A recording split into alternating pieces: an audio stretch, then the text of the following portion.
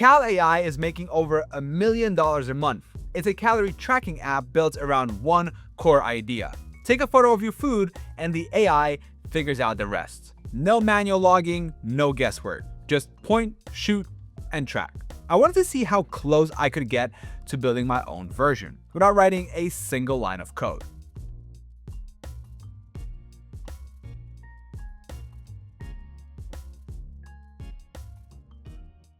What you just saw is MacroSnap, built entirely on Base 44 using nothing but natural language prompts. It has AI-powered food scanning, exercise logging with automatic calorie calculation, a full macro breakdown, weight tracking, and a progress dashboard. And yes, it actually works on your phone. So if you've ever felt like building something like this was way out of reach because you didn't have a technical background, I get that. I've been there too. So in this video, I'm not just showing you what I built, I'm showing you exactly how I built it. Every prompt, every fix, every mistake, because that's what actually helps you build your own. And the best way to get value from this video is to follow along with me as we go. The link to Base 44's free plan is in the description. Sign up now and let's do this together. All right, let's build.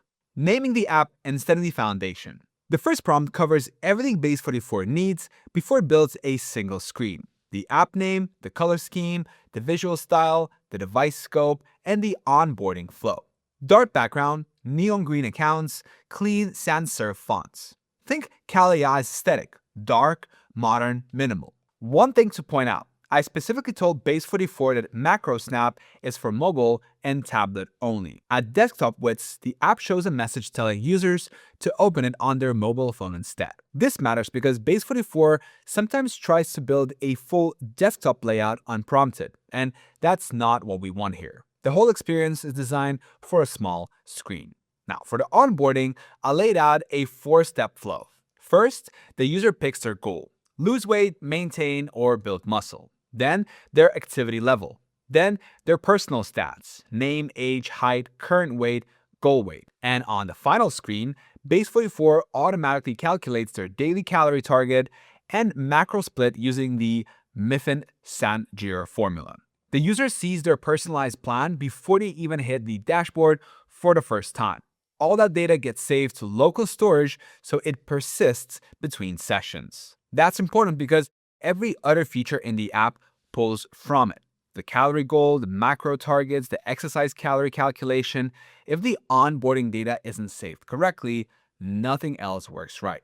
Building the home dashboard. With the foundation locked in, the next step was the screen users will look at every single day: the home dashboard. The first version Base 44 gave me was a decent start, but had some issues on mobile. The 3 macro values, protein, carbs, and fat, were all crammed into a single line and practically unreadable on a small screen. So I sent a separate prompt scoped specifically to mobile, telling it to stack each macro on its own row with a progress bar underneath. I made sure to scope it to mobile only using a media query, so the tablet layout stayed untouched. After that, I did a big redesign pass on the dashboard to get it closer to Cal's AI actual layouts. I described the weekly date strip at the top, the calorie card with the progress ring, the 3 macro cards below it, and the recently logged section. Tapping it opens a 2x2 action sheet with 4 options: scan food, food database, saved foods, and log exercise. Then, I noticed the macro cards on tablet view. They were narrower than the calorie cards above them, which looked off. I sent a targeted prompt telling Base 44 to match the width of the macro row to the calories card exactly. Same left edge, same right edge. Took 2 attempts to get it right, but once it clicked, it looked clean. Log exercise. The next thing I built was the exercise logging screen. Tapping log exercise opens a dedicated screen where users fill in what they did, how long, and at what intensity.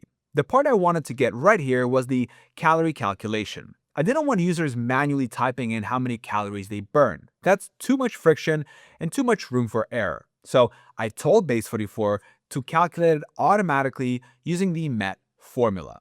Light activity, moderate, or intense each have a different MET value, and the formula multiplies that against the user's weight, which it pulls from the onboarding local storage data. and the duration in hours. The result updates live on screen as the user adjusts the intensity or duration before they even tap save.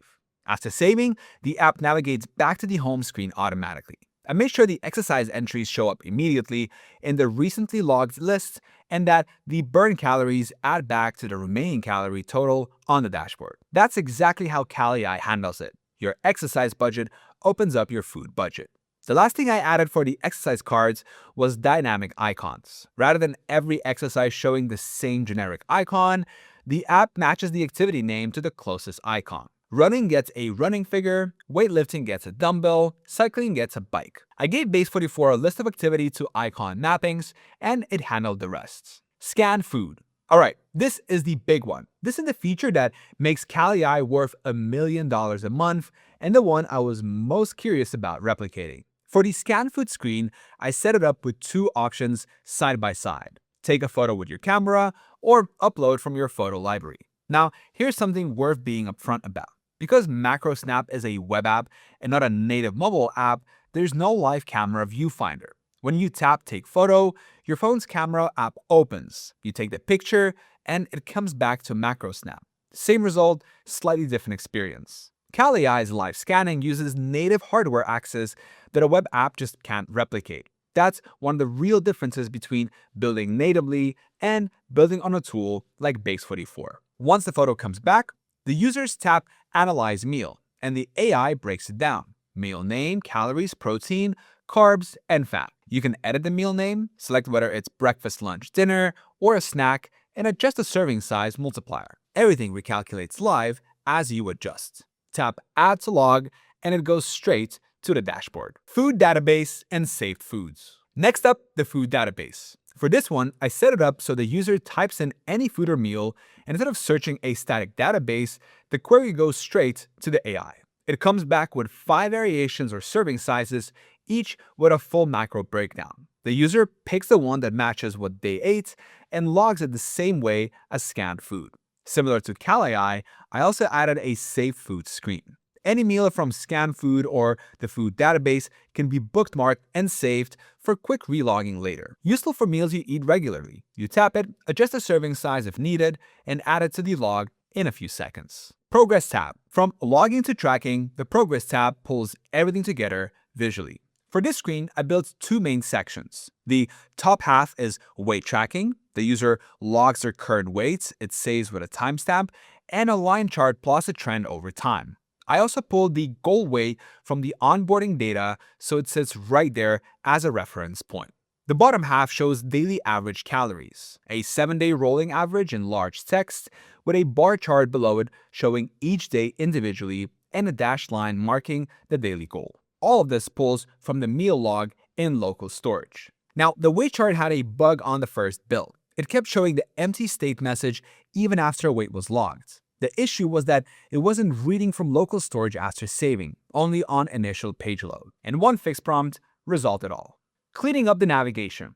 After the Progress tab was done, I looked at the app as a whole. That's when I noticed something. Base44 had generated a log tab in the bottom navigation bar from the very first prompts. Since all the login happens through the plus action sheet, it was sitting there doing nothing. I told Base44 to remove it from the nav and keep the nav reading home, progress, and profile. The key thing I made sure to specify was that removing the tab shouldn't touch any of the underlying logic, just the navigation item itself. Fixing the details. With the nav cleaned up, I went back through the app and took care of a few more remaining details before publishing. First, the food photo thumbnail and the weekly date strip.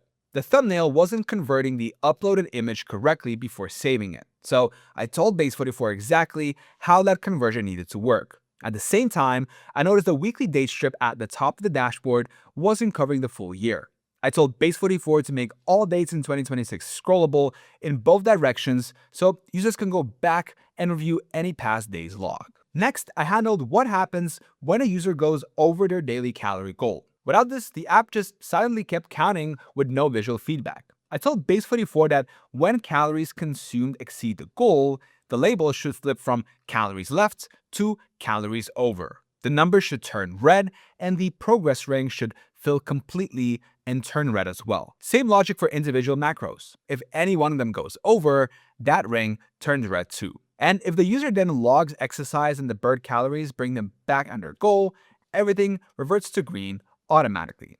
The last thing I tackled before publishing was data sync. I wanted to make sure that every action, logging a meal, logging exercise, logging weight, redoing onboarding, reflected immediately across every tab without needing a page refresh. I went through each flow and told Base44 exactly what needed to be updated and where, so nothing would feel out of sync when a real user was moving through the app. Testing on mobile.